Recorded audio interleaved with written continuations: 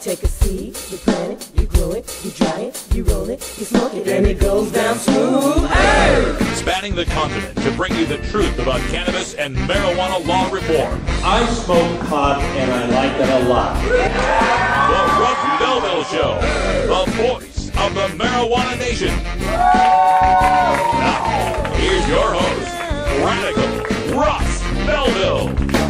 All right, welcome to the show, everyone. Good day, tokers and tokettes. It is Monday, June 2nd, 2014, and it's got to be 420 somewhere in the world. It's also got to be the debut of our new third-year lineup. That's right, today starts our third year as an independent marijuana media talk radio phenomenon, and we're so glad you could be here. You may notice the intro is shorter, the disclaimer is gone. You're going to find a whole lot more content packed into this 1 hour show. We've shortened up the advertisement breaks as well, and we're bringing on a new newsreader, a volunteer intern from Colorado State University. Please welcome to the show, Priscilla. How you doing, Priscilla? I'm great. Thanks, Russ. Thanks for having me. I'm so glad that you got involved here. Tell folks what you're doing at Colorado State. Well, Colorado State, I'm studying for business. Definitely want to make an impression in the cannabis community now that all these entrepreneurs are coming out of the woodworks. So I plan on jumping on that. All right. Looking forward to that. We're looking forward to you reading the news for us in our next segment. Thanks for joining us. Yeah, right on. All right. And also on today's show, it's our regularly scheduled Cannabis Q&A segment with Dr. Mitch Earleywine. He'll be calling in, and you can ask your live questions of him on our phone line at 971-533-7111, or you can join our chat room. It's available through Ustream, and you can get it at our 420radio.org page. Look for the buttons at the top. You'll find a bunch of them that say chat room, and you can join in there and ask your questions that way if you prefer. Also on the show today, in the Radical Rant segment, we're going to get a chance to speak with a good friend of mine named Joy Beckerman Maher. She's up there with the Washington Hemp Industries Association, the Normal Women's Alliance, and doing a lot of great work up there in the Puget Sound area. She is joining us to talk in her capacity as the president of Hemp Ace International to tell us a little bit about this week's 5th annual Hemp History Week. That's right, June 2nd through June 8th. It's Hemp History Week here in America, and all week long there's going to be all sorts of things you can learn about industrial hemp in this country. We just got some great industrial hemp planted up there in Kentucky after they fought hard against the DEA to get that crop planted. We'll keep you informed on all of that. And Joy will tell you about all sorts of websites and a screening of a new movie on industrial hemp that you can catch up there in Seattle on the 7th. She'll tell you all about the screening and how you can attend. It'll also have an expert panel for Q&A and a hands-on workshop. So we're looking forward to that. Also on the show today, we'll have time to go behind the headlines, and we're taking a look at testimony from former prosecutors up on Capitol Hill last Friday, where they claim that the war on drugs is race neutral. Can you? Yeah, can't believe anybody would dare to say that these days who's looked at the statistics, but yes, it's terrible. We will talk about that in Behind the Headlines. And also, don't forget, with our new lineup, we are moving the Daily Toker Tunes to Hour 2. So in Hour 2, we'll get our Roots Monday Daily Toker Tunes call in from Bacon Dan. He's got something very interesting for us. I can't even pronounce the name of it, so I'm going to just wait for him to introduce that in Hour 2. Thanks for joining us here on 420radio.org. If you'd like to advertise with our show, check out 420radio.org and our advertise link on the top menu. We also get by with the support of our VIP members just like you, who support us for as little as $4.20 a month. You can check that out by going to 420radio.org and click on VIP memberships up there at the top. When we come back, Priscilla will be up with the 420 Radio News and my commentary right after this break.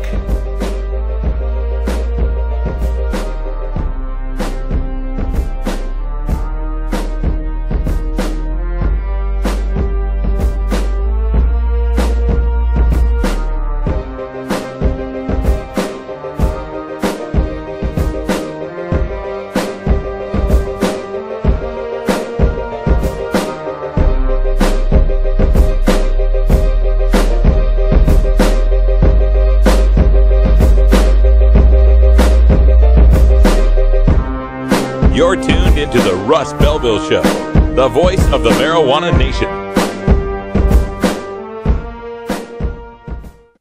420 Radio, the world's voice of marijuana legalization. The Marijuana Business Association, or MJBA, are proud sponsors of the Russ Belville Show. It is the mission of the MJBA to establish integrity and legitimacy, create common market standards, provide market intelligence, and develop best ethical business practices for participants in the emerging legal marijuana industry, including commercial hemp, medical marijuana, and recreational marijuana for adults. Learn more about the Marijuana Business Association and visit mjba.net to join today. That's mjba.net. 420radio.org is proud to replay the Hot Box podcast with Matt Lee and Ian Baker from Kalispell, Montana. The Hot Box is a weekly talk show focused on the failed war on drugs, mainly cannabis, dissecting the latest mainstream marijuana news, medical cannabis legislation, and everything else weed-related, from growing to smoking and everything in between. Catch the replays Thursday at 11 Pacific on 420radio.org. The law offices of Omar Figueroa would like to remind you to stand up for your rights. If you are detained or arrested, treat law enforcement with respect and stand up for your rights by repeating, "I respectfully invoke all of my legal and constitutional rights. I do not consent to any search and seizure. I want to remain silent, and I want to speak with my attorney." Please contact the law offices of Omar Figueroa at 415-489-0420 or 707-829-0215 or on the web at omarfigueroa.com.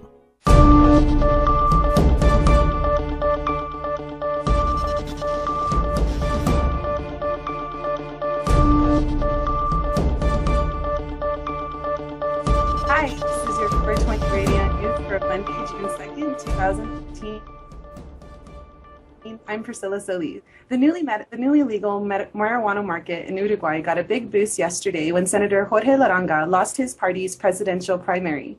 Senator Laranga is the leading opponent of the marijuana legalization scheme instituted this year by President Jose Mujica, saying before the primary, quote, "We're going to overturn this law that legalized marijuana growing. Nobody plant anything. Don't plant anything because we're going to knock it down."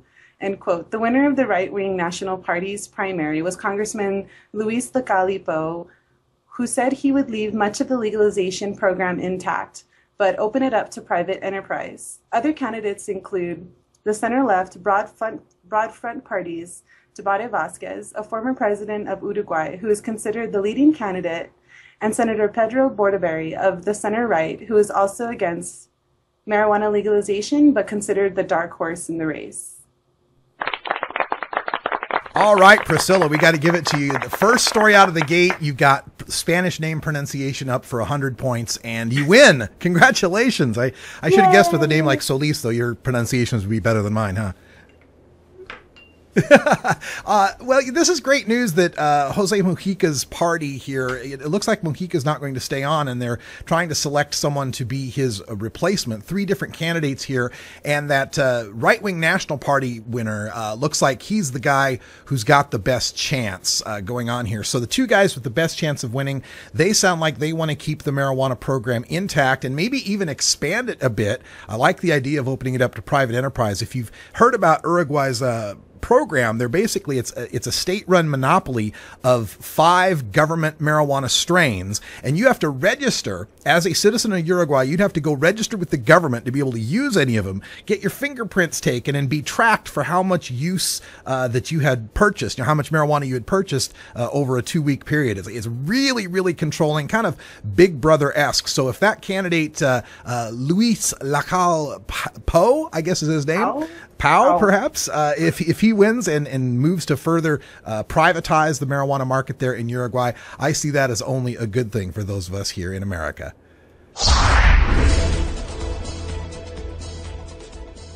Cannabis entrepreneurs are sprouting like weeds in Florida as the state prepares for November to vote on Question 2, a constitutional amendment that would legalize medical use of marijuana. Prospective marijuana businessmen are paying tuition at schools like Medical Marijuana Tampa, Cannabis University of Florida in Jacksonville, and seminars such as the Traveling Cannabis Career Institute. There are already over 100 businesses listed in Florida, with names including cannabis or marijuana, all seeking to service what are expected to be almost 420,000 potential qualifying patients who will need an estimated 1,800 dispensaries. Gross revenues in medical marijuana sales are expected to bring in $27 million per week. The latest polls show medical marijuana support at 88%, and the measure needs 60% to pass. The primary opponents of Question 2 include the Florida Sheriff's Association, the Florida Medical Association, and the Florida Chamber of Commerce. Yeah, Priscilla, I can tell you I was just down in Florida just last month, and the business that's growing there around what's going to be the second largest medical marijuana state in America, it's already huge. Bobby Platshorn's put on a couple of seminars called Meet the Experts down there, and he's preparing a third. The first two were sold out, just wall-to-wall people getting ready for that green rush in Florida. This third seminar, I believe, is happening in the middle of July. I think it's 17 and 18, but check out FloridaMarijuanaConference.com, and you can find out more information on that. And if Bobby's putting it on, I will do my best to make it out there. Perhaps I'll get a chance to present and bring you more information from the growing green rush in the Sunshine State. California state wildlife officials are blaming commercial marijuana growing for draining streams during this year's devastating drought. Scott Bauer, a biologist with the state, was curious about streams in 4 key watersheds that have been running dry more often since Californians passed the Compassionate Use Act legalizing medical use of marijuana. Quote, "We knew people were devoting water for marijuana operations, but we wanted to know exactly how much," Bauer told the Denver Post. Quote, "We didn't know they would consume all the water in a stream." Bauer used Google Maps data of medical marijuana grows and estimated about 30,000 cannabis plants were being grown in each river stream system, each using 6 gallons of water per day for 150-day growing cycle. Fish and Wildlife Lieutenant John Norris told the Post, quote, "Whether it's grown quasi-legally under the state's medical marijuana laws or it's a complete cartel outdoor drug trafficking site, there's extreme environmental damage being done on all levels." Yeah, this drought in California has been a monster. I was seeing some pictures the other day on the internet. One of the lakes up there, I can't remember the lake, but it was 17% capacity. It just, they show you the before and the after pictures. And one of the things that they're finding now is that all these reservoirs, of course, a lot of these are man-made. And so there were settlements and there were human activities down there before they filled up with water. And so now that the drought has come and the water table has gone so low, it's actually uncovering old gold and silver mines. It's uncovering old Mormon pioneer settlements. So you got all these archaeologists and now miners. Some miners are actually coming back in saying, hey, let's check out this and see if we can get some more silver or gold out of this thing now that it's not underwater. So I guess there's your silver lining, pardon the pun, on that. Lining. Yeah, I like that. Yeah, pardon the pun on that one. But the problem here is that when we've got the outdoor marijuana grows, they're certainly going to consume water. I mean, you can't argue with those stats about 6 gallons of water per day per plant for a 150-day grow cycle. That's a lot of water to be used. But what happens is these counties like Lake County and some of these other northern counties, they want to pass these moratoriums or bans on outdoor grows. We're going to completely ban outdoor growing. Well, guess what, guys? The outdoor growing is not going to go away if you ban it. It's just going to go more underground. It's going to go more clandestine. They're going to do more damage to the environment trying to farm it that way and still use up the same amount of water. The proper response to this is regulation and legalization so that we can properly ration out the water to those legit growers out there. So long as marijuana remains prohibited, there's always going to be this huge profit incentive to grow it regardless of what the prohibitions on it are. If we legalize and regulate this, at least we have some measure of control, and perhaps we can better allocate these water resources to the farmers of both food crops and marijuana. Right. An attempt to find the taxation of marijuana at the state level illegal in federal court has been challenged by Washington's Attorney General. The lawsuit, filed by Attorney Douglas Hyatt on behalf of Martin Nickerson, seeks to defend Nickerson from charges stemming from his operation of a medical marijuana dispensary in Bellingham. Hyatt argues that the state cannot collect taxes from Nickerson without Nickerson admitting to the violation of federal law. an argument Hyatt believes shows that the state of Washington is violating Nickerson's Fifth Amendment right against self-incrimination. Hyatt also believes that if his argument is successful, Washington and Colorado's taxation of recreational marijuana could be found unconstitutional.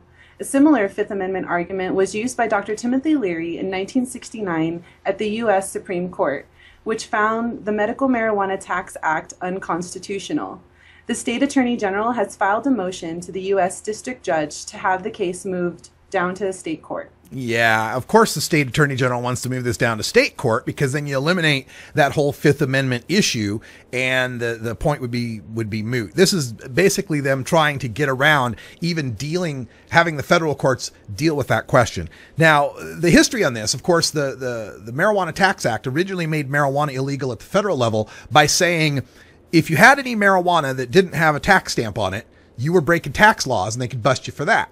So the way that you got your tax stamp was to bring your marijuana into the tax assessor's office who would weigh it and then give you a stamp. Only problem is, as soon as you walked through that door with that untaxed marijuana, you were breaking the law.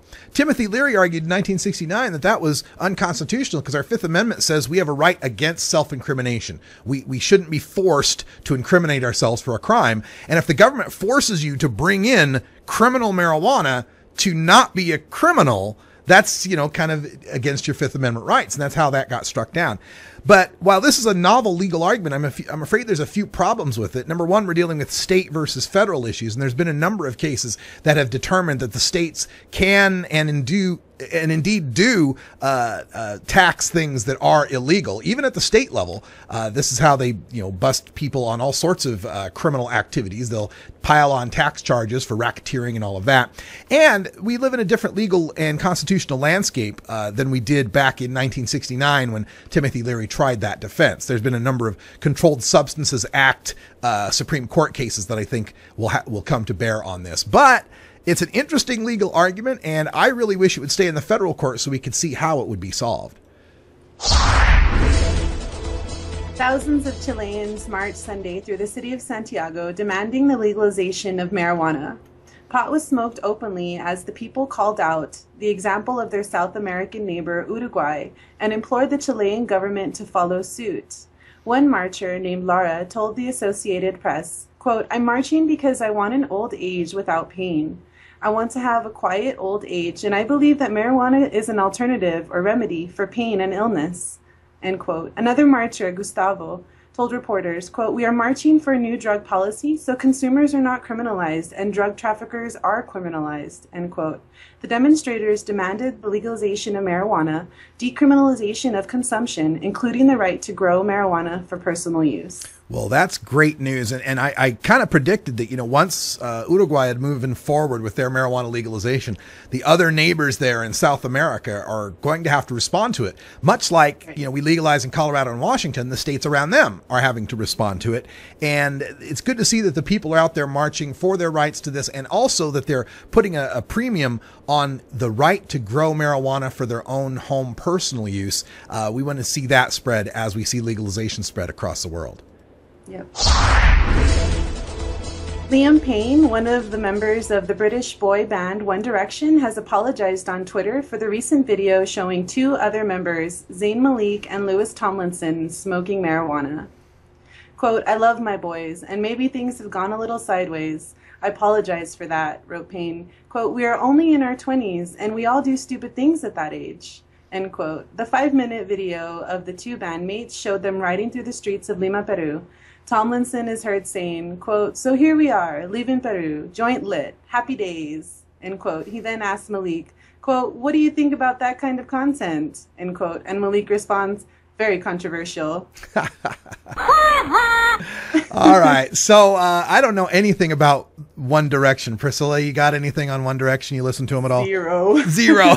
Okay. Well, these guys are stars. I guess they're selling millions and millions of albums. It's not surprising. We just find that more and more of these young performers, Rihanna, Lady Gaga, lots of them here are embracing marijuana use, unafraid, unashamed to say that they're marijuana users. I think it's kind of sad that this guy has to come back and make some sort of apology for it. But considering their audience and how many teenagers and young girls are going to be in love with them. I guess, their record label perhaps makes them do it. Maybe there's some pressure from their management, something like that. But we're going to see more and more of this from all sorts of walks of life, all sorts of entertainers. And it's just really enjoyable to me when you know that 2 out of 3 young people, 2 out of 3 millennials support marijuana legalization. It's just a matter of old guys like me dying before it's legal all over the place. Oh, wait. That sound means it's 20 after. Time for us to take a break. Priscilla, I don't know. You're new, so I don't know if you know we have a special union requirement to take a break at 20 after. Are you with me? Yeah, it's 4:20 here. It's 4:20 for you. You have to take a break. All right. Thanks so much, Priscilla. Great first news day. We will talk to you again tomorrow. Yeah, thanks for having me. See you tomorrow.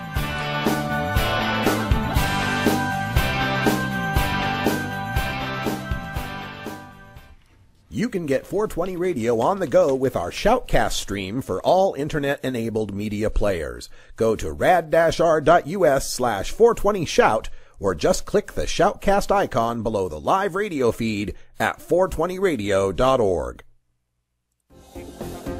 Adam Hand of Handmade Apparel produces quality custom designs for t-shirts, hats, and other apparel. Handmade Apparel is the official design shop for 420 Radio, among many clients who rely on Adam Hand for everything from short-run custom projects to full-run clothing lines. Visit handmadeapparel.biz to browse the selection of handmade gear or to get a personal quote for your own designs. Handmade Apparel, a proud supporter of 420radio.org. Georgia. Hi, this is Willie Nelson. Alcohol prohibition didn't work in the 1920s, and marijuana prohibition isn't working today. It's time we stopped arresting responsible marijuana smokers. It's the fair thing to do. For more information, contact NORML, the National Organization for the Reform of Marijuana Laws. Call toll-free 888-67-NORML or visit their website at norml.org. Growing plants indoors can be a rewarding hobby, but electricity bills can go through the roof. Then you have to cool down all those big hot lights. It can drive a grower insane.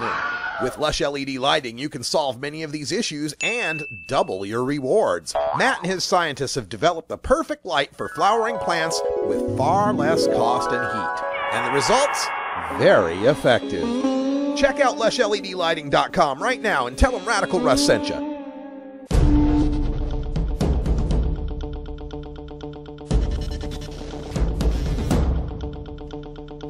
All right, welcome back, everyone. Time for us to go behind the headlines. And today I want to talk about something that I'd seen in the news late Friday, too late to get on the last show, but it was a former prosecutor who was telling Congress that the drug war is, quote, race neutral.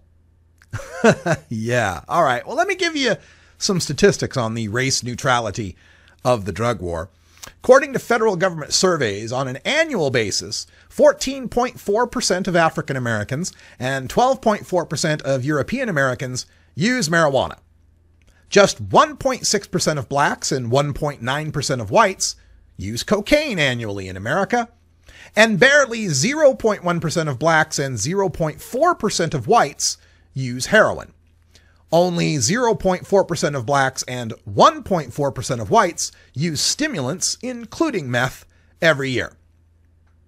And yet, blacks are almost 3.25 times more likely to be arrested for marijuana possession than whites.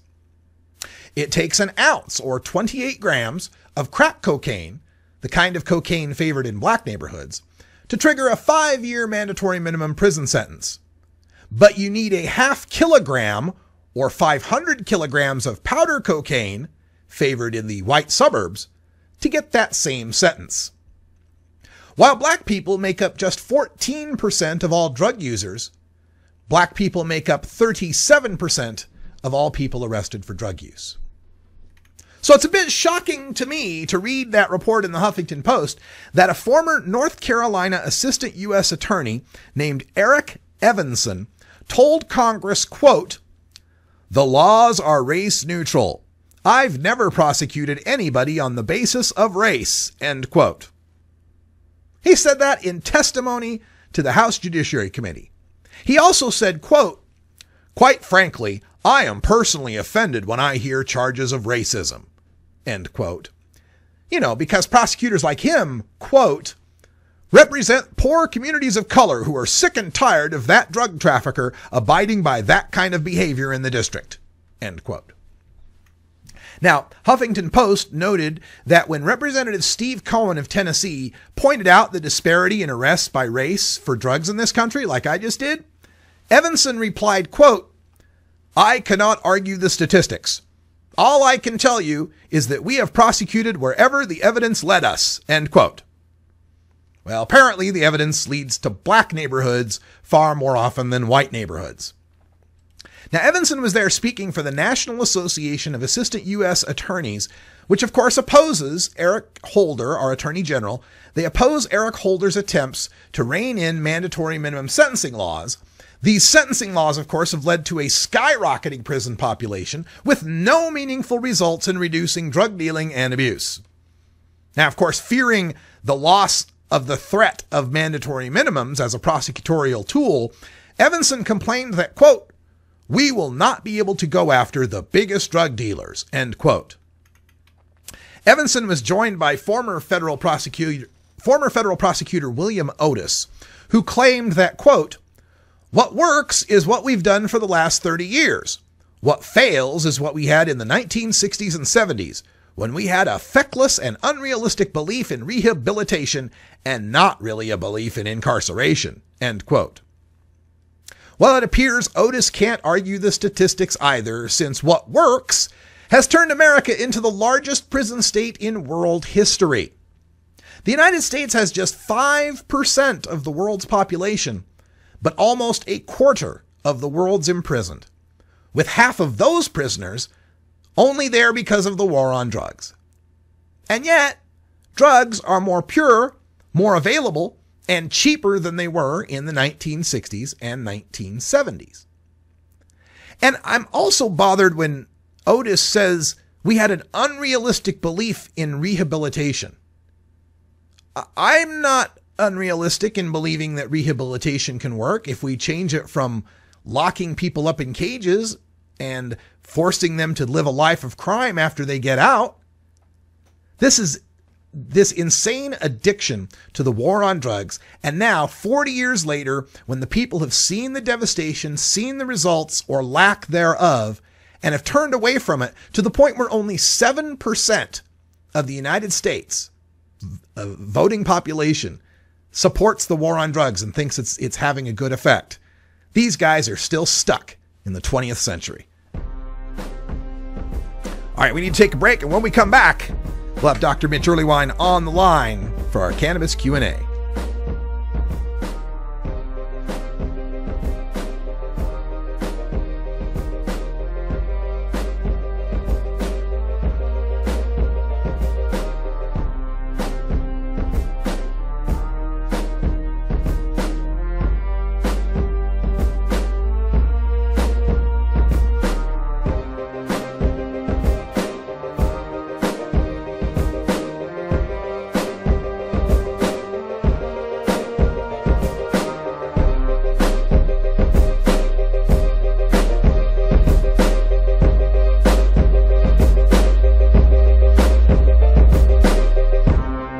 You're tuned into the Russ Belville Show, the voice of the marijuana nation.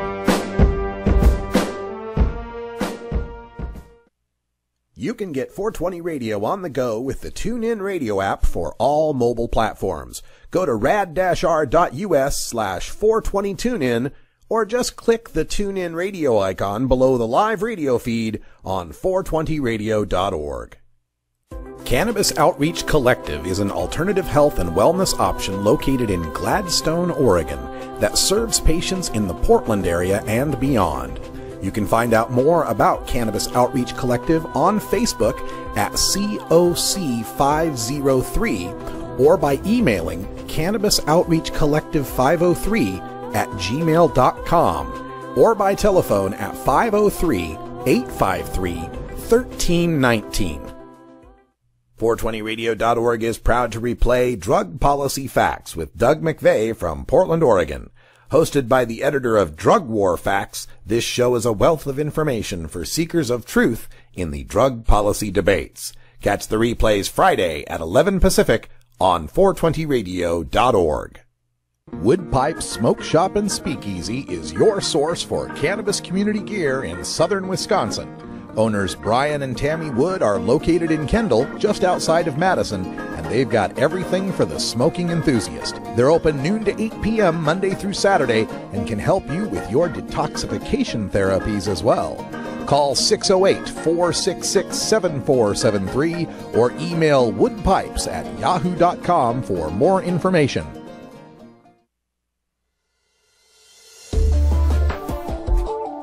It's time for the Russ Belville Show's Cannabis Q&A with Dr. Mitch Earleywine. Dr. Earleywine is a professor of psychology at the State University of New York at Albany and a leading author and researcher on cannabinoids and health, who pins the Ask Dr. Mitch column for High Times magazine. Get your questions ready in our live chat or call in to 971-533-7111 now. All right, welcome back, everybody. Time for our Cannabis Q&A with Dr. Mitch. We're still trying to get Dr. Mitch on the line. It's dialing out as I'm looking at it. I hope you're enjoying our new lineup and new segments here on the Russ Belville Show. We are starting our third year of independent broadcasting here from 420radio.org. We've shortened up the segments and shortened up the lengthened the segments and shortened up the advertising to try to give you more of the experience that you are looking for here on 420 Radio. Unfortunately, it doesn't seem as if Dr. Mitch is going to be able to answer, so we're going to take a short break, and when we come back, we'll fill in with a radical rant. Stay tuned.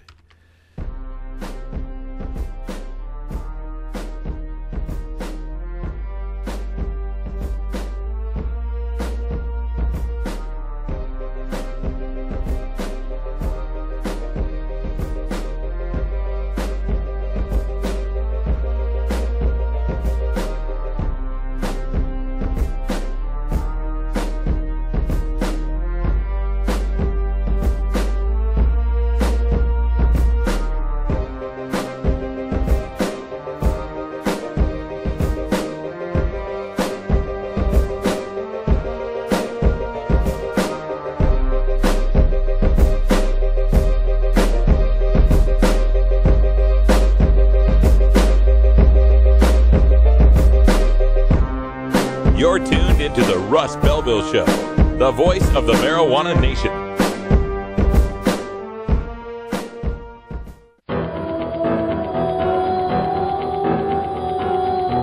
In the interest of fair and balanced journalism, the Russ Belville Show presents the anti-drug public service announcement of the day.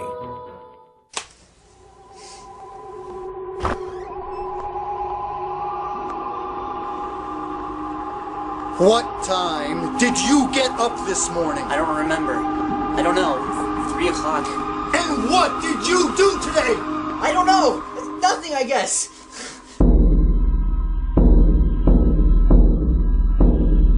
When was the last time you had a girlfriend? When was the last time you had a job? When was the last time you had dinner with a family? When was the last time you smoked pot? Danny, wake up. Come on, Danny. It's time to go to work. Danny, wake up. Danny, time to go to work. Don't let pot slap you around. Wake up. This has been the anti-drug public service announcement of the day. To cure this sort of reefer madness, listen to the Russ Belville Show every weekday on 420radio.org. You can't handle the truth. Entirely legitimate topic for debate. You have offended my family. Hey, this is great, man. And you have offended a Shaolin temple. One major responsibility is to encourage people to use less drugs. I know nothing. I support a change in law to end federal criminal penalties for possession of up to 1 ounce of marijuana. We don't need no stinking budget. Homosexuality, no immorality in general. How in the century you have slurred the meaning of the words we, the people. Be warned, this is not your mother's marijuana. You could ask yourself a question. Do I feel lucky?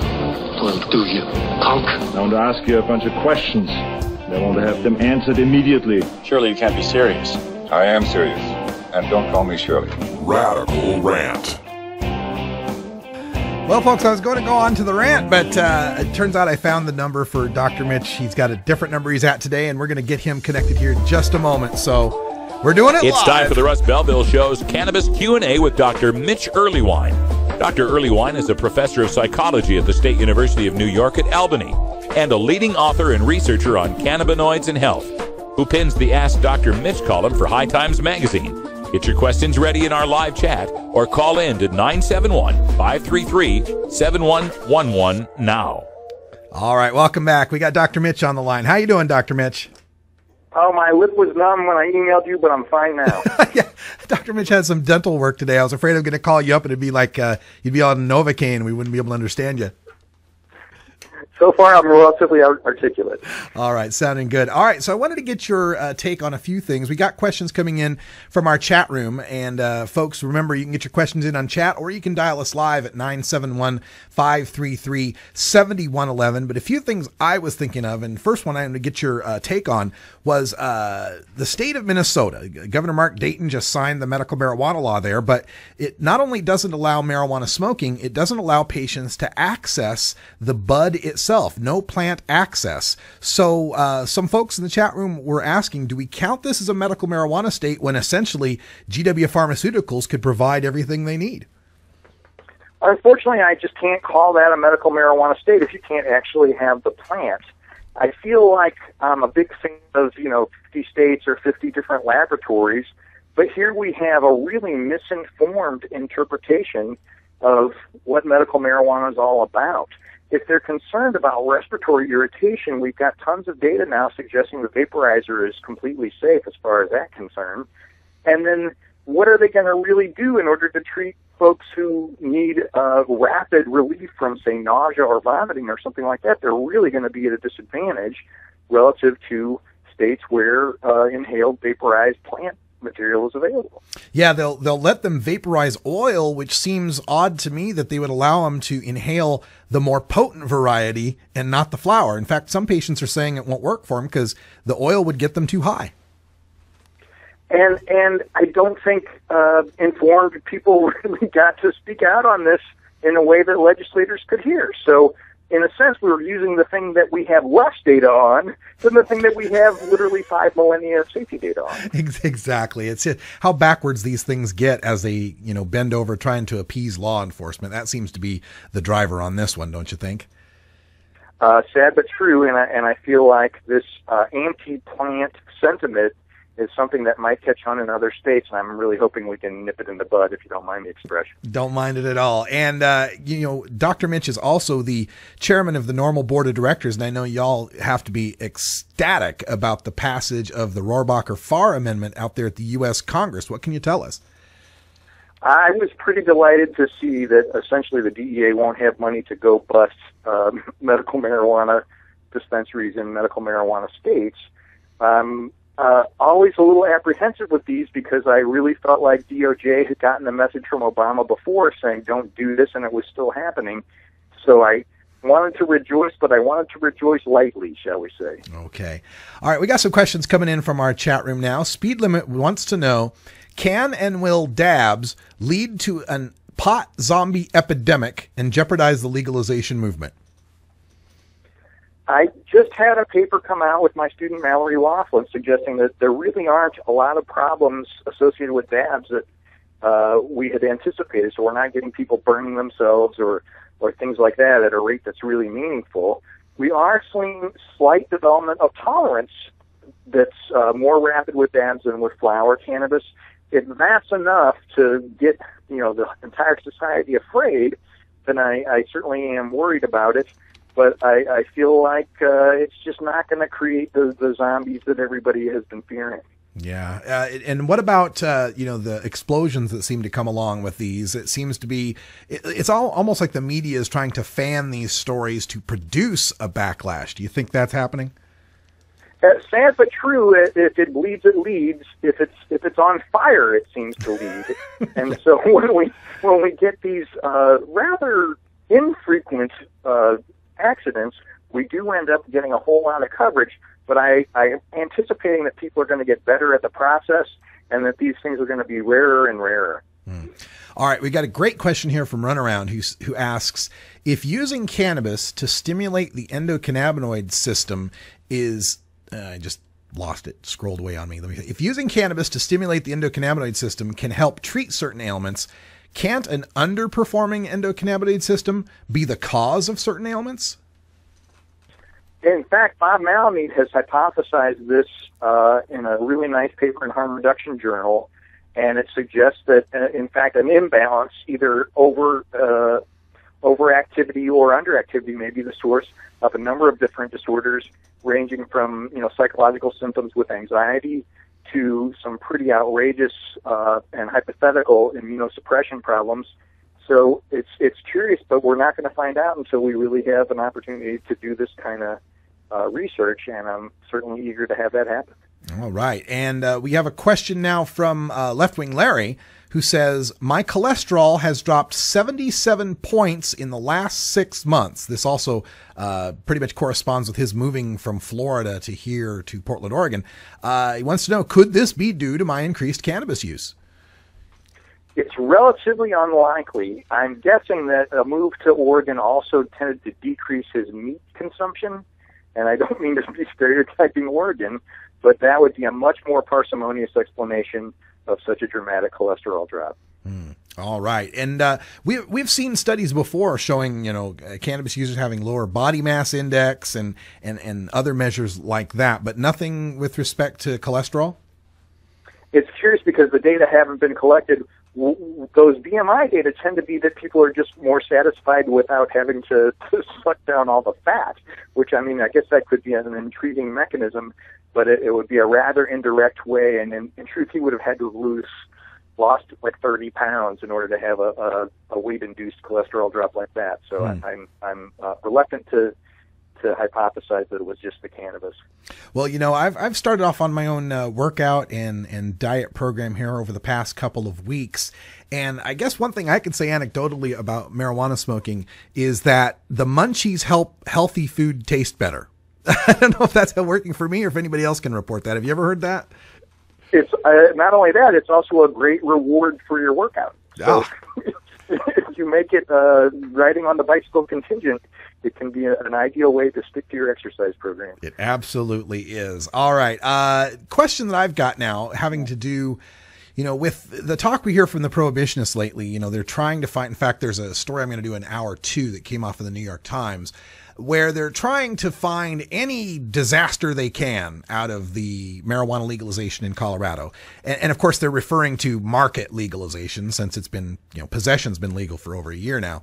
And, they talk about the kid that jumped off the balcony and the guy that, killed his wife after eating an edible and all of that. But the latest stat that I keep hearing is that there are triple the drivers in fatal crashes with marijuana in their system. And, could you just tell us just how deadly dangerous the roads have become now that we've legalized marijuana?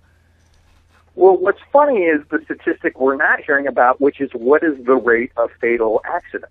That would be the meaningful statistic, wouldn't it? If suddenly those were increased, then I would have a real argument.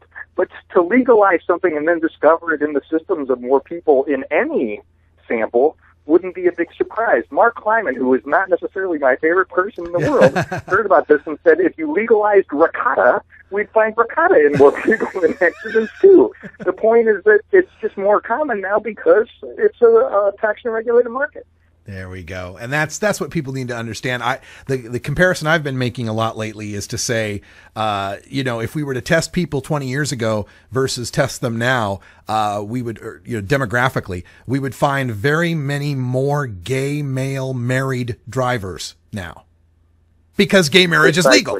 now you can be a gay married driver. So yeah, it's one of these correlation things and shows absolutely no causation. But it kind of infuriated me reading the story that brought this up, where it led with the dangers of the terrible things that had happened. And it wasn't until paragraph 9 or 10 where they quoted the scientists saying, well, this is really all just correlational. We don't have any causation on this.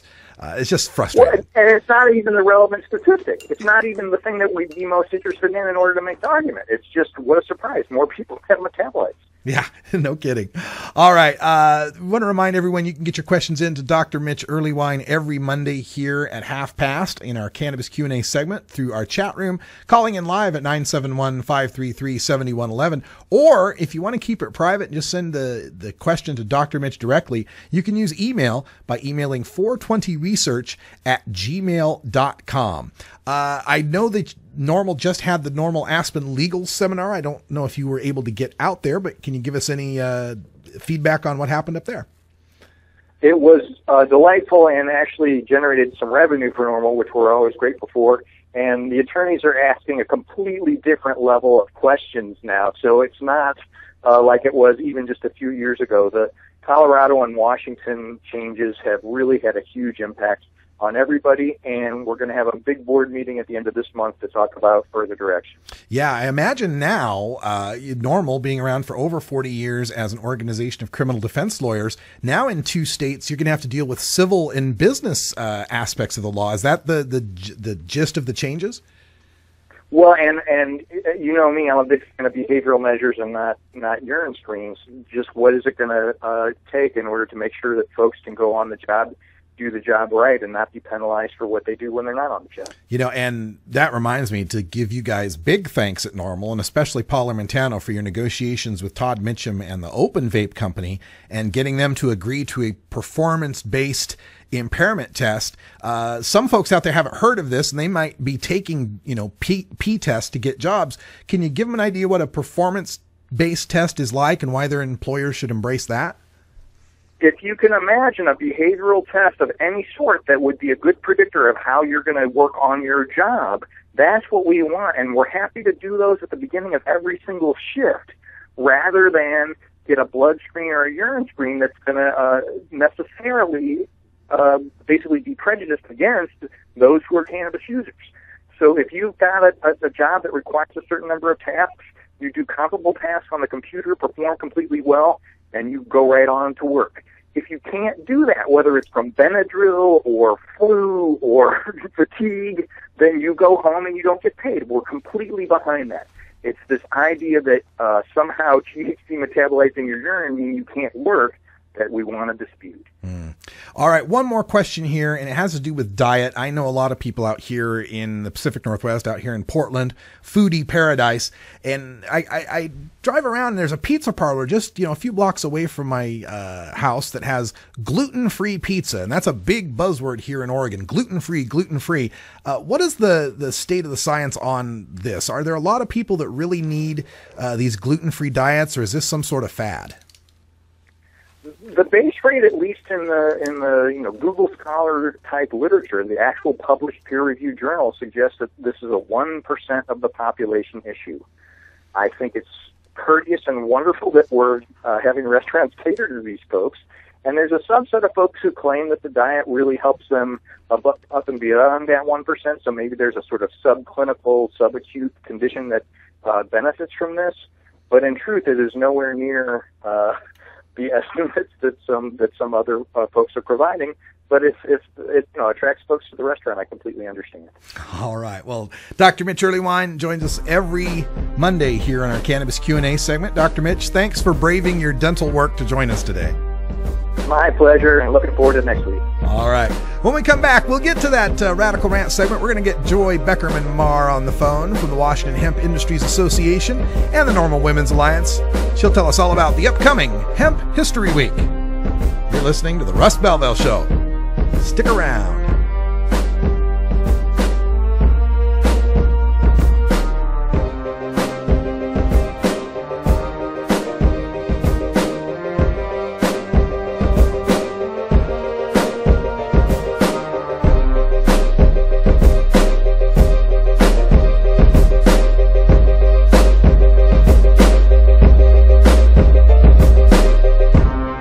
You're tuned into the Russ Belville Show, the voice of the marijuana nation.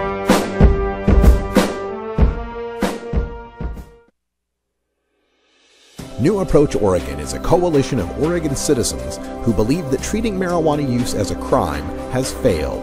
costing taxpayers millions in law enforcement resources. Our approach will regulate, tax, and legalize marijuana for adults in Oregon. We can move Oregon forward and create new revenue for critical services. Visit our website at newapproachoregon.com or our page on Facebook at New Approach Oregon. Thank you. You can get 420 Radio on the go with the Ustream video app for Android and iPhone. Go to rad-r.us/420Ustream or just click the Ustream app icon for Android or iPhone below the live radio feed at 420radio.org. When you are starting up a medical cannabis business, you want a fired-up lawyer who understands the needs of cannabis consumers. The law office of Lauren Vasquez is your fired-up lawyer for the cannabis industry. Visit her website, fireduplawyer.com, or call 1-855-MMJ-LAWS for more information. That's 855-665-5297 for Lauren Vasquez, your fired-up lawyer, or email fireduplawyer@gmail.com. Can't handle the truth. Entirely legitimate topic for debate. You have offended my family. Hey, this is great, man. And you have offended a Shaolin temple. One major responsibility is to encourage people to use less drugs. I know nothing. I support a change in law to end federal criminal penalties for possession of up to 1 ounce of marijuana. We don't need no stinking budget. Homosexuality, immorality generally. Down the centuries you have slurred the meaning of the words we, the people. Be warned, this is not your mother's marijuana. You could ask yourself a question. Do I feel lucky? Well, do you, punk? I want to ask you a bunch of questions. I want to have them answered immediately. Surely you can't be serious. I am serious. And don't call me Shirley. Radical Rant. All right, welcome back, everybody. It is 51 after the hour, and you're enjoying our new theme songs. Everything is copyright free now in hour one, so that we can get ourselves on more outlets out there. But stay tuned for hour two, Toker Talk Radio, where we get back into our fully licensed music hour. We'll have our daily Toker Tunes break coming up at 4:20 Pacific time. But right now, we are joined on the telephone by a really good friend of mine, Joy Beckerman Maher, who's got so many titles it won't even fit on a business card. How you doing, Joy? I'm doing great, Russ. It's wonderful to be here. Thank you. So which one should we pick today? Is it Normal Women's Alliance, Washington Hemp Industries? Who are you today? Let's go with President of the Washington State Chapter of the Hemp Industries Association. Perfect. That'll work. Joy Beckerman Maher joins us, the president of the Washington State Hemp Industries Association. And, of course, this week is the 5th anniversary, the 5th annual celebration of Hemp History Week. Tell us about it. Hemp History Week is a national grassroots campaign started by Vote Hemp and the Hemp Industries Association on a national level. And it involves letter writing, cabling. We have restaurants involved, retailers involved, and now we have lots of screening of the brand new award-winning industrial hemp documentary, Bringing It Home, which is a big part of this week's events all over the country. Yeah, now this Bringing It Home, hour-long documentary, and tell us a little bit about that. What are we going to see in this film? This film is amazing. Two females, Linda Booker and Claire Johnson, produced and directed this film. They went all over the United States. And it explores not only the history of industrial hemp in our country, but also its many uses, current technology, and future technology. And my favorite part is that it focuses quite a bit on hemp as a building material, as a carbon negative, sustainable, healthy, superiorly performing building material. Is that with the hempcrete and the press boards, or all of it? Yes, there's a big focus on hempcrete. It definitely touches upon other materials, but hempcrete is what I believe is going to take over the world as a construction material. Yeah, it's just remarkable. I've seen some of the houses that have been built using hempcrete, and they talk about them being like an R48 insulation factor, being carbon negative, being completely recyclable. You can knock the house down and plow it under. It's amazing. Or even better, knock it down or mess it up and put it back into the cycle of building materials after it wears out in 300 to 500 years. And that 48, that R value that you're talking about, that's probably with about a 24-inch or so a wall. With a 12-inch wall of hempcrete, we're getting an R29, which, as you know, is phenomenal. Yeah, that's really amazing. And I've also heard it's resistant to rot and mildew, and it breathes. It's warm in the summer. It's amazing. I love you for knowing all this. That's what you even need me for, you brilliant man. It is pest resistant, rot resistant, mold resistant, fire resistant. And by fire resistance, what I mean is for every hour of full-on engulfed in flames, we're talking about only 1/4 of an inch that will burn, as opposed to the pink insulation, so to speak. Yeah, just as a building material alone, hemp has so much promise for our future. But give us some of the other promising developments from hemp if we were to just fully legalize it. Yay. Petrochemical. So I like to focus mostly on building materials and petrochemicals, although we could go on the all 50,000 products, and I will. But when we really start to understand that we can make bioplastic out of hemp, and that all of the things that we see that are plastic now that we're using, that are petroleum-based plastics, we can replace with this much more sustainable and biodegradable material. And as I'm sure you know, way back in 1941, the December 1941 issue of Popular Mechanics shows us that Henry Ford built a car, not just out of hemp. It was about 5 different materials, all renewable resources, all biomass, all plant-based, but he built an entire car out of hemp plastic, and they called it the car that, quote, Ford grew out of the soil. And this was done at a time because when you can read that magazine, not just in the article of it, which of course we all have access to, but I got the entire issue. And we were a nation of conservatives. And by that I mean conservationists. And this was the war effort going on, and we wanted to save all of the metal and all of the plastics for the World War II effort. So there was an amazing abundance of a sustainable and alternative technology being developed. And way back then, they were basically starting to develop sustainable plastics way back then. And of course, as we know, DuPont obtained the patent to make synthetic polymers of petroleum-based plastic, and that was one of the linchpins in the harmonic convergence that came together to create the Marijuana Tax Act.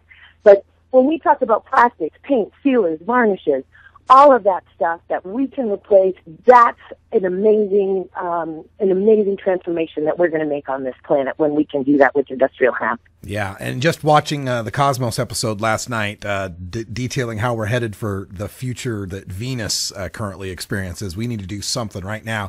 Hempcrete could be a big part of that. Hemp planting could be a big part of that, replacing these carbon-intensive fossil fuels. Now, before I forget, let's make sure everyone knows the screening of this movie. It's Bringing It Home. It's on June 7th. It's going to cost you $4. That's all. And it's got a hands-on exhibit before the film and an expert panel Q&A afterwards. You can go to hempmovieseattle.com for tickets there and more information. hempmovieseattle.com. And we've got just a few minutes, about a minute left here, Joy, before we go. Any other features of Hemp History Week you'd like to tell us? Absolutely, and that is, thank you so much for announcing our Seattle events, but there are events happening in every community across the country, and folks can please go to hemphistoryweek.com and click on events, put in their zip code or their state, and click find an event near you. So hemphistoryweek.com, get involved. This is the week, guys, and this is our year. Yeah, and hemp is a great way to get people who are skittish about the marijuana issue to have some understanding of something they can stand for boldly without fearing, too much reprisal, don't you think?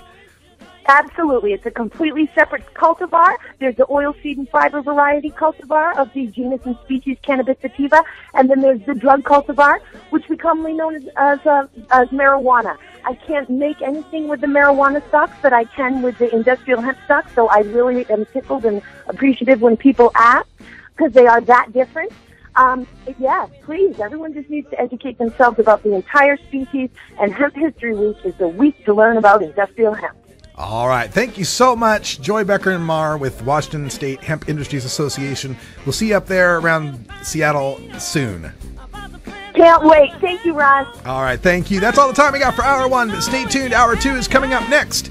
Toker Talk Radio, where we let our hair down, loosen our ties, and play copyrighted music.